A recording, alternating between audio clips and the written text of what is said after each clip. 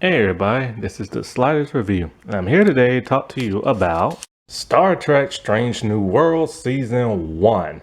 So, I finally got to watch this series in its entirety. I watched the first episode back in 2022 when it came out. Go watch that video.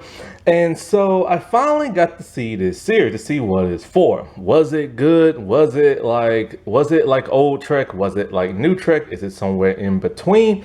And I have to say that we all know that like this series was only created because of the reception that Anson Mount got as Christopher Pike in Discovery Season 2.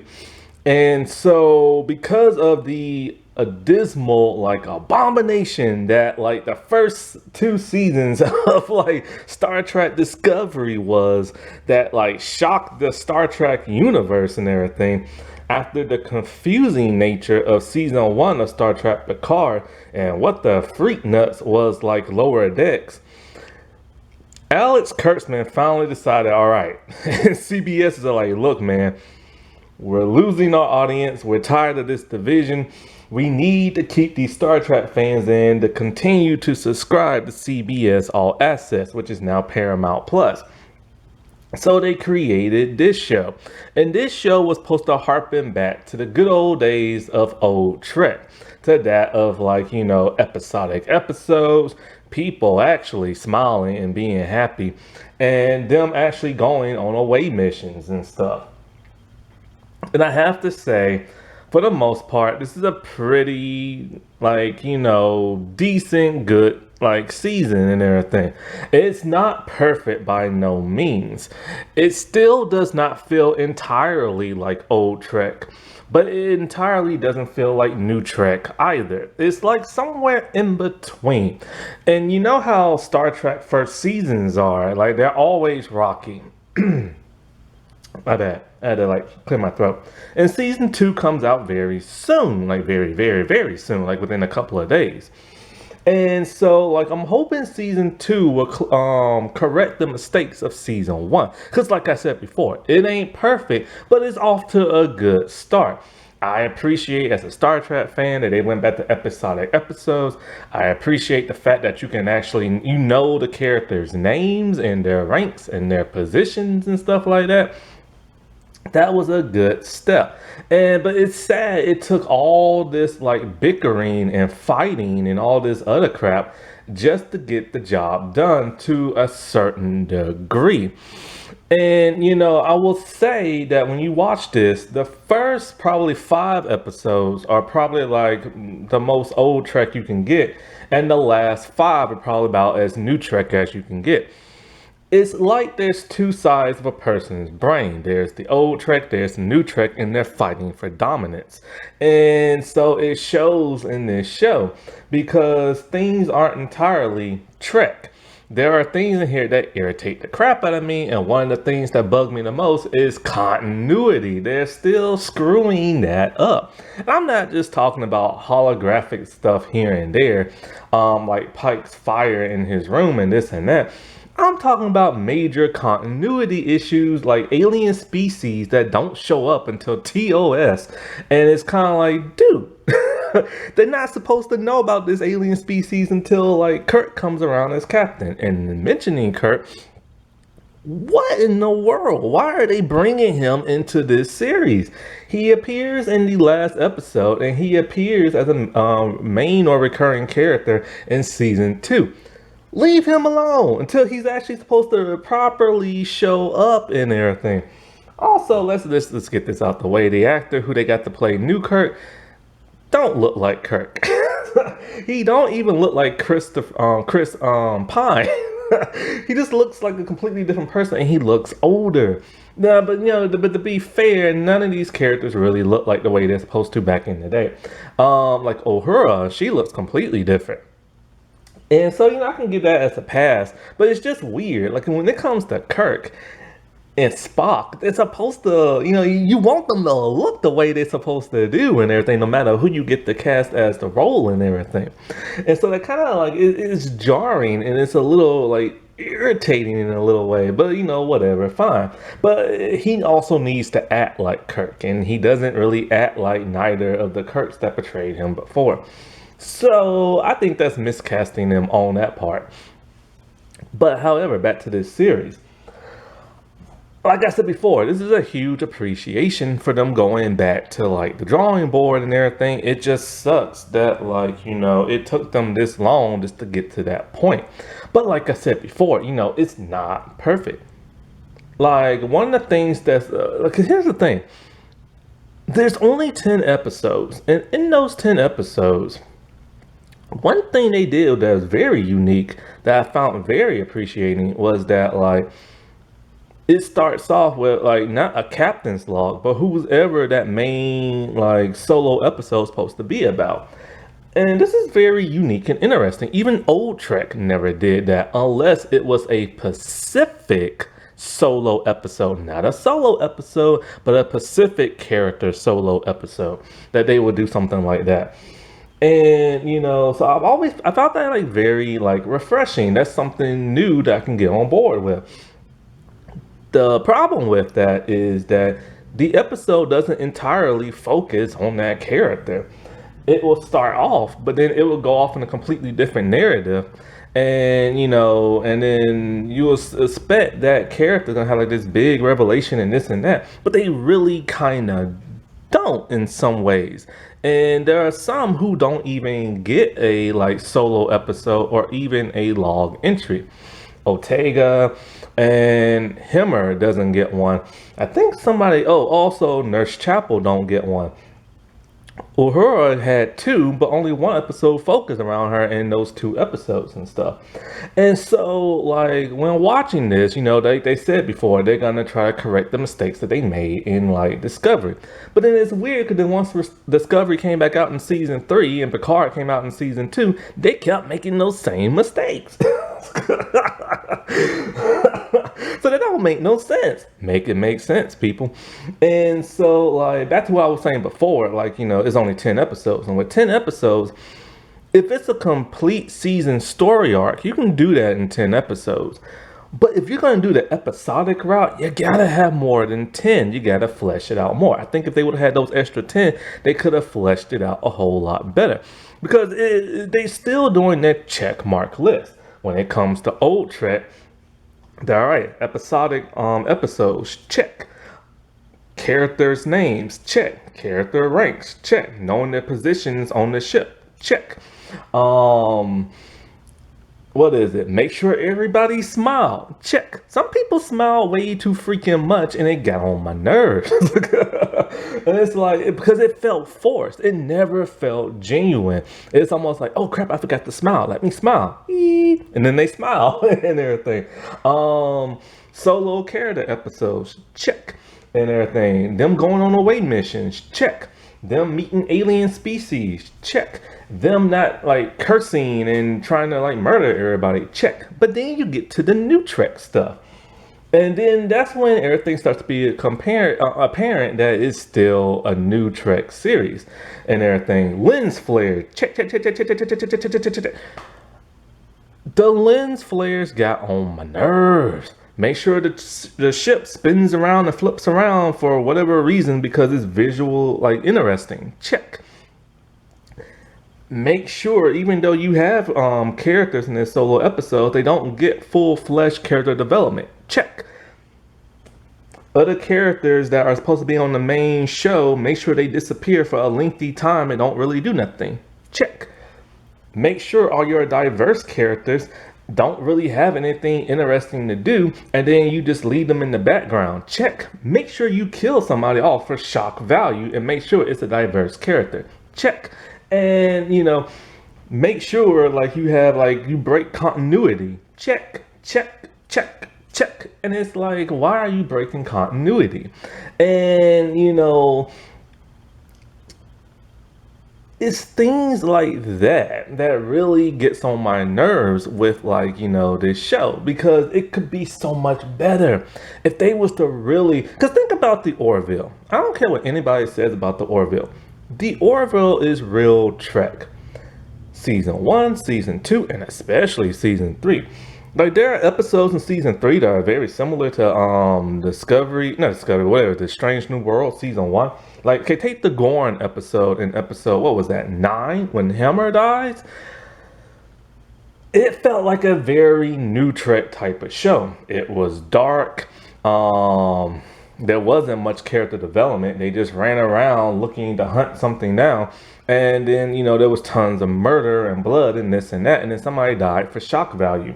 There's a very similar episode like that in the Orville season 3, where the doctor, ex-lover, who's like a captain or admiral, something like that, he comes on board and they meet these an alien ship, and they turn into like these spider creatures and stuff. You can feel the emotion, the heart, and the range with all that happened in that episode of the Orville, but you couldn't feel it in Strange New World. And it's because there's a hollowness to this season.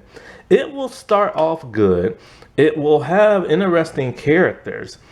They will put them in a situation that they have to figure out, but then everything else feels completely hollow. And that's because, as much of an improvement to this series that they did, there's no heart and there's no soul behind it. There's no Trek heart and there's no Trek soul. And that is what they're leaving out of this series. That makes it feel kind of in between and in the middle and a little flat at times. They don't know how to write an actual real story. Like, I'm trying to think of what to say. Like, it's clear they don't know how to write Trek, but they don't know how to write something with the nuance of like emotion and heart and everything. Because like when Obanga, like, talked about his daughter and like in the buffer, transporter buffer and everything, like that just happened at the end of the episode. And it's like, okay, I need more emotion and more heart and feel. And then a couple episodes pass, and then they bring that up again, little tiny little bits. And you get to see him with his daughter. Then we get the actual Obanga episode where he's the focused character, which, by the way, his main story arc in that solo episode, that felt about as old Trek as you can get. Like, you could feel the old Trek in there and stuff. And so, like, then, his daughter, who can die without the transporter buffer, she goes with the alien. And it's like, oh man, that sucks. But then when she left, I didn't feel nothing. Like, I didn't feel nothing at all, because, like, even though he's been going through this all season, it's only been in little snippets, but you never get to see raw emotion come from him and everything. And that's because they didn't write it as raw emotion. They wrote it as stiff emotion and everything. They do that a lot with this series. Then she came back as an adult and talking about like, yo, we'll see each other again. I'm like, no, because time passes differently when you're with that alien, and most likely you probably will be dead. Or he'll be dead before by the time you come back, or you'll be dead and everything. No, actually, she'll be dead because, okay, I don't know. Did her age speed up, or did she just have the appearance of an adult? I don't know which is which. I can't really remember. And so, there's no raw emotion to that, so I didn't feel nothing. Same thing with number 1 and her being an Elurian and her having, like, genetic modifications and stuff. It was just brought up towards the end, and then after that, it's like, it's never brought up again. But then in the last episode, all of a sudden she's being arrested for that. So like, who ratted her out? Because the people who knew about that was cool with it. Not only that, but like, take Singh, or whatever her last name is, who's related to Khan and stuff. And it's like, I don't understand. How can you have a character like that who's based on one of the most famous Star Trek villains of all time, and they literally dropped the ball with that? They didn't do nothing with that character in terms of that. She says she suffered prejudice because of it, but we never once got to see it. And that's a missed opportunity, and this show has a lot of missed opportunities, like a lot, and I mean a lot. And like take Banga. Like, have you like? Here's the thing about New Trek. In New Trek, I have yet to see a doctor actually do something like an actual Star Trek doctor. I don't see them operate on people. I don't see them like like you like this time you did get to see like something happen. A bunch of people go to sick bay, but it wasn't like a catastrophe type thing where you think, oh no, you're gonna lose somebody type thing like in old Trek. And it's like you saw Nurse Chapel do more medical stuff than him, and he's the actual doctor and everything. So that was really confusing. And I haven't seen no doctor in New Trek do any kind of like doctory type stuff. You know what I'm saying? And kind of the same thing with their chief engineer, Hammer. Like, I really didn't get to see him do no engineering type stuff, really. Did the warp core about to like about to implode, and he had to like get in there and like shut it down or whatever. I ain't get to see none of that. And it's like his death felt like Tasha Yar. When Tasha Yar died, here's the thing. I went into TNG kind of late, around the third season or so, or maybe the second, I can't remember. So I didn't know who Tasha Yar was until I finally watched the first season. And when I did watch her, I was so happy when she died because I just didn't like her character. And I was so happy when Worf became the security officer because it suited him. And so when Hammer died, it felt very much the way Tasha Yar died. It was a meaningless death. It had no purpose. Now here's the thing. They told him straight up, look, man, you're gonna die this season, so don't get like too cozy on the show. And so he knew that going in, and then his character died. But I didn't feel nothing when his character died because I don't know him. He didn't have a solo episode. We never got to see him do anything heroic. He was never put in life and death situations that caused his skills to want to do something to help out the crew. He's like an open book. You know nothing about him, and there's no words in the pages of the book. And that's how a lot of these characters are. Like Tanga and everything. I think that's her name. I don't know nothing about her, but back to Hammer. Like, once again, here they have a diverse character, and they kill for shock value. They did the same thing with Dr. Hugh in Discovery. There he was, like this biracial man. He's gay, and they just snapped his neck and killed him. But because of the outrage from the LGBT community and other Star Trek fans who liked his character, they brought him back in season 2. Same thing with Michelle Yeoh. They told Michelle Yeoh and Jason Isaacs that, look, you're not living past this season, so don't get cozy on the show. So they knew they weren't going to be coming back. They killed Michelle Yeoh off in the first episode of season 1. That was very shocking because she is a huge movie star. So, and a woman of color, why would you bring her in just to kill her off? Her death felt shocking for shock value. But of course, there was more outrage because of that. And then they happened to bring her back towards the end of season 1 as a completely different character. And then she was on season 2 and they got rid of her again so she can have her own spin-off show. But that spin-off show wasn't going to go forward because people really don't like New Trek. The numbers just aren't there for what they want. And so, like, then she won her Oscar and all of a sudden now they're making her show. And, this isn't The Walking Dead. Stop killing people for shock value and stop killing people who are diverse. Sadly, though, Jason Isaac, they kept him dead on the show. I guess those Harry Potter fans didn't scream as much. And so, like, a lot of characters feel very hollow or very flat or very blank slated. Like Ortega and everything. Do you know anything about her? Because I certainly don't. I read online she based her character off of William Riker. William Riker. I don't see no William Riker. Why can't I say that? William Riker. I don't see none of that in her. Like, all her character does is smile for no reason. And says like a smart alecky, like, one-liner phrase. That's all she does. She just says smart mouth type stuff and one-liners.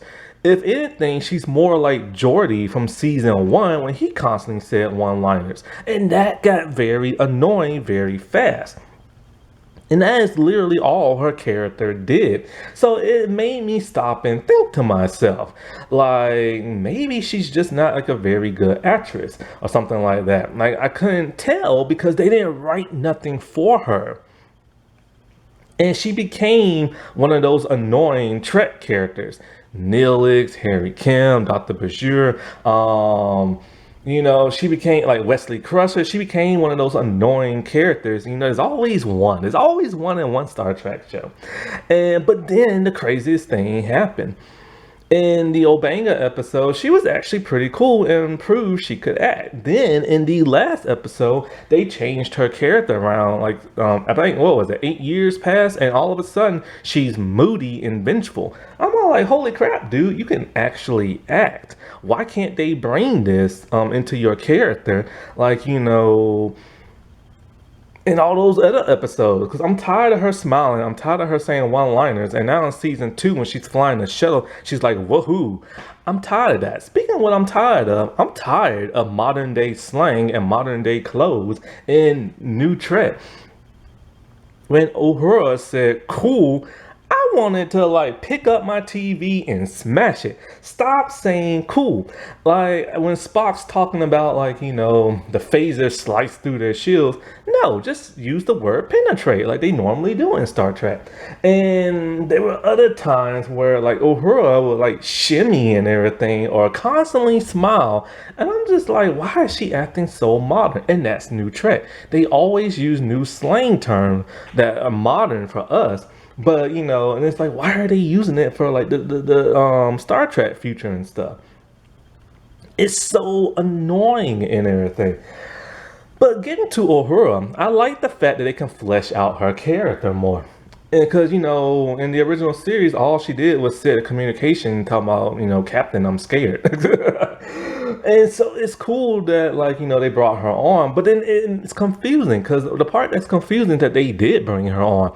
Uhura is not really supposed to be there, but she's a cadet getting training. So okay, fine. I hate when they do that. I hate when they bring in lower officers and make them part of the main cast and part of the senior crew on the ship. I hate that, but whatever, it is what it is. But at least they get to flesh her out more. So, of course, she's going through all this training on the ship. Engineering, security, this and that. She helps out Hammer when there's a catastrophe and everything. It proves that she is very intelligent and she can, learn things very fast. And she's very capable. So why in the world would she ever want to be a communications officer? Because we don't really get to see her do no linguistics type stuff. And so it's disappointing to have her on the show and have all this character development and show how intelligent she is, only for her to be stuck at communication because she feels that's her calling and everything. Now, if they really wanted to do that, I would appreciate it if they would have had her do more linguistics type stuff throughout the season, and then she decided to be a communication officer. That would have made more sense. They made her into the Ezri Dax character. Instead of being a counselor, they had Ezra doing everything else. Another problem I have is with number 1. We finally get to see her in the flesh and fleshed out, and they really didn't do much of anything with her other than making her best friends with the security officer person. And it's they did make her an alien, and she has genetic modification, which is outlawed in Starfleet, and so she has to hide that. So there is one episode where she gets to help out and everything, but it feels so hollow because it's New Trek and they write things so fast and, you can't really take it in the way you should. And so other than that, they did nothing with her character. She disappears for most of the season, and I'm not even joking. She mostly stays on the bridge, and if she's not, she'll just say one or two things that comforting, and that's about it. And I'm just kind of you finally have a chance to do something with this character and you do nothing with it. And then she gets arrested in the last episode when nobody's bringing up her genetic modifications. How did you drop the ball on that? Then there's Christopher Pike. I like Pike in Discovery Season 2. Here, once again, they got him smiling a lot. He was okay in the first episode, and he was okay in that Obanga episode, but he was amazing in the 10th episode. All between there, he feels kind of hollow. Like every once in a while, he'll bring up his future events that scares the piss out of him, but that's about it. Other than that, he doesn't even really feel like a captain. Same way number one doesn't feel like a commanding officer. And so, like, throughout the entire show, I'm just like, why is he captain? Why is he acting like a captain? Like, he's not really acting like a captain. And I was expecting him to go on down on planets and get into scuffles with aliens and this and that. And he cheated on his girlfriend, by the way. That was messed up. But that one episode where he tried to save that little boy's life, that was a good episode. And then, of course, the last one, they only give him good stuff to do, and he only acts like a captain when it's like his solo episodes. That last episode was amazing. Him getting to see what will happen if he tries to save that little boy's life. It happens in Spock dying.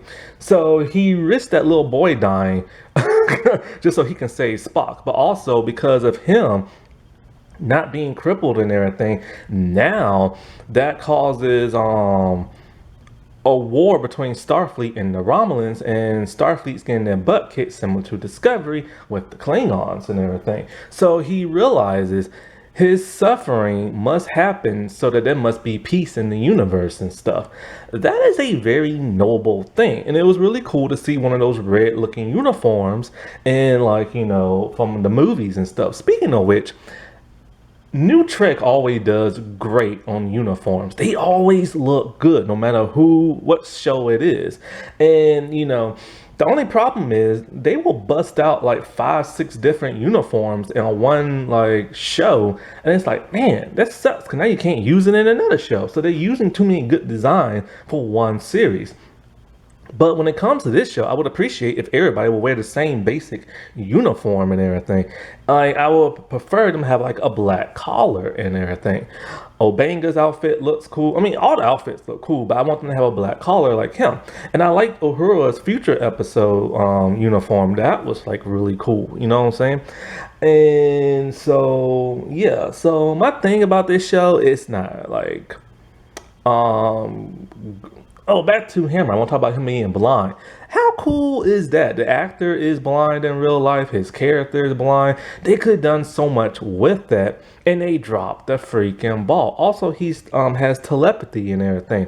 He could have been like a Deanna Troi type character, and he was able to communicate with one alien species, but they could have kept using his telepathy to like their advantage, or his blindness. Like say, because he's blind, that's why these aliens can't take over his mind or whatever. And they dropped the ball on that. And then they got rid of his character. How do you do that crap? How? I don't understand. It's like they don't want a good show. But yeah, like I said before, it's not great. It's not terrible. It's just in between. They still have some stuff to iron out. And hopefully in season 2, they'll do that. Oh, crap. I didn't even talk about Spock. Spock was cool. Spock was Spock. It's interesting to see him be more human and emotional and stuff. That's something they can explore, because remember, he smiled in the Cage episode. So they're really playing on that. I hope they don't play on it too much, but other than that, that will be like fine. So he's cool. He's great. Whatever. He's Spock, you know what I'm saying? I like the actress who plays his wife, but sometimes she could be a little stiff. That's just how she acts in general, because she was in another show acting just like that. But it was kind of funny how she whines a lot about like him not like giving her that much affection and stuff. But other than that, like, he's cool, and I can't wait to see what they do more with him. Oh, I forgot to mention Nurse Chapel. She's okay and everything. Get her out of that white uniform. I'm so tired of Medical wearing white. Like, one of the things that was refreshing is that Medical went back to wearing blue uniforms, but there apparently are now 3 different Medical blue uniforms and everything. There's like the one Obanga wears and a couple of other weirdos, and then there are like the one Chapel wears that's all white, but then there's a blue version of the one Chapel wears that somebody else wears. I'm tired of people wearing multiple uniforms, but her character is okay. I don't like this romance they're heading up between her and Spock because it's going to be awkward when the original series rolls around. So just put her in a relationship with somebody else, but also give her something to do other than just being in a relationship. But if you're going to put her in a relationship, why not Kirk's brother? It won't really break no continuity issues and it will be fresh and stuff like that. Let's see. Before I get into the ship, let me just rattle off a couple of things that I forgot to rattle off about. I'm all for like diversity, woke culture, and everything, as y'all know from my channel. But here's the thing: the original captain of the Enterprise, if he was white in the animated series, why is he black now in live action? And I know Gene Roddenberry says that the animated series is not canon, but New Trek has now established it as being canon. So did he have some type of modification to change his race? Same thing with saying, like, you know, if Khan is a Mexican, how in the world is she Asian? I'm assuming down the bloodline, you know, they started interacting more with Asian people and that's how she came. But shouldn't she be Hispanic? So why not make Ortega the descendant of him? And like, and just made Sing a completely different character and stuff. They could have swapped that around, and that way, you know, the descendants can still be Mexican. It's kind of weird, like how in the JJ movies, which is also somewhat canon, they made Khan white. That don't make no sense. You know what I'm saying? Also, the whole continuity thing. Spock and Uhura, I hate saying her name, Uhura, they now know about the Khan bloodline. So why did that come to a shocker to them? Also the Gorn. Why once again that was a shocker to them? So I don't understand because I hate when they break continuity. Now them breaking the Romulan continuity was brilliant because only Pike got to experience it and he's going to keep his mouth shut because he don't want to change future events. And, you know, so that's like, you know, cool. Also, that Scotty reference was like really cool. Like, you know, the whole Scotty cameo. I'm like, oh man, that's cool. Now, as for personalities and stuff, I wish some of the personality would shift and change. It's cool always having that one grumpy or like officer on Star Trek, but keep their personality consistent. With saying she's grumpy and mean, but then all of a sudden she'll be like, you know, happy or like do something comedic or like be all happy around number one. And it's all like, that's weird. Like, why change her like that so early on in the show? Same thing with Hammer. Like, he's also grumpy and everything, but then like both of them are grumpy to everybody else. And it's kind of weird. It's kind of like, think of Odo. Odo was grumpy. Odo was stern. He would get kind of smart with some of the other officers, but he would have respect for them because they are senior officers. Hammer and Singh don't have any respect for other people on the ship because they talk to them however they want to. But then Odo will only be really rude to Quark and everything. And he never changed that. And once in a blue moon, he would be nice to Quark. See, keep it like that. Don't just have somebody grumpy for the sake of being grumpy because you have to check it off your list for New Trek and everything. Because then what's the point in making other people happy and smiley, like you said you was going to change and stuff like that? Like, at least have one or two, like, if you want two of them grumpy, fine, but make sure you keep it consistent and stuff like that.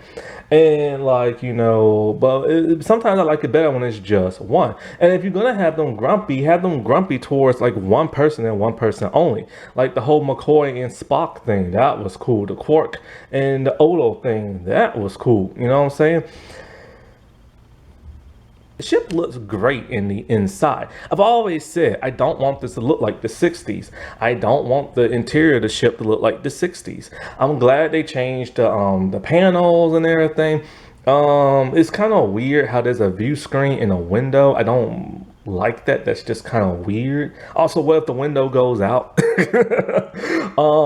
The interior of the bridge, it looks great, but it's too shiny and everything. It hurts my eyes. And it does have a old and New Trek vibe to it from the JJ movie, so that's kind of cool. My only problem is the exterior of the ship. The exterior is too dark and sometimes you can barely see it, and it looks like there's black smudges on it. And that's because of all the metal plates on there. I would prefer to have it a little smoother and stuff.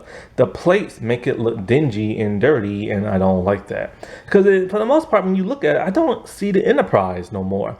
Like I did when it was in Discovery, but I don't see it no more now that it's in its own show because of all those metal plates making it look dingy and stuff. But other than that, I think it looks cool.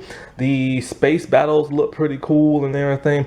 I'm actually okay with them using Star Wars like laser blast looking stuff. At first it pissed me off, but at least they did it in a better way this time. But yeah, that's all I have to say about this show.